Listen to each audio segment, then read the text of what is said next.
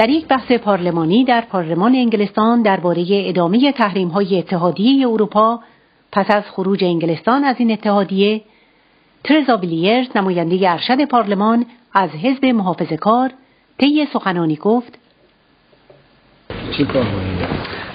Thank you, Mr. Deputy Speaker.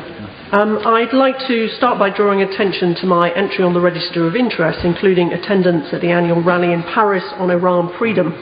I'd like to speak about in support of the statutory instrument to carry over the Iran sanctions regime. I would urge the House to support that statutory instrument today to enable those sanctions to remain in place. Sadly, abuse of human rights in Iran has been prevalent for many years. I was deeply saddened to learn that one of my constituents lost his wife in the mass killings which took place in Iran in 1988. Iran still has one of the worst human rights record in the world. As we've heard, it executes more people than almost any other country. It is estimated that as many as 273 people were executed in 2018. Despite vocal condemnation, Iran continues to execute children. Press freedom is heavily constrained and many journalists and bloggers have been jailed. The organisation Reporters Without Borders described the country as, quotes, the Middle East's biggest prison for journalists. Women routinely face punishment if they fail to observe Iran's compulsory dress code. Married women cannot travel abroad without their husband's permission.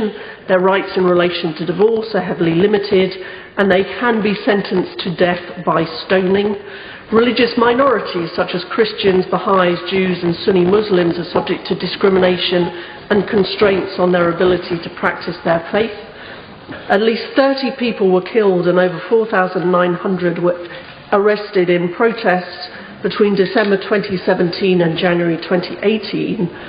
These demonstrations illustrate the discontent many feel about the regime and the deep frustrations felt about the severe economic hardship that many in Iran are suffering. And I note the work of the National Council for Resistance in Iran in making the case for democracy, freedom and reform in that country. But it's not just at home that Iran's theocratic regime is doing great harm. Its malign involvement in Syria, Lebanon, Iraq, Yemen and Gaza is a cause for the gravest concern. US Vice President Mike Pence described Iran as the single biggest state sponsor of terrorism in the world. They've engaged in a massive arms build-up in Syria and Lebanon where they're stockpiling thousands of missiles.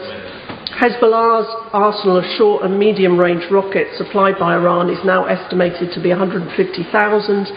There are believed to be over 10,000 Iran-linked militia fighters in Syria.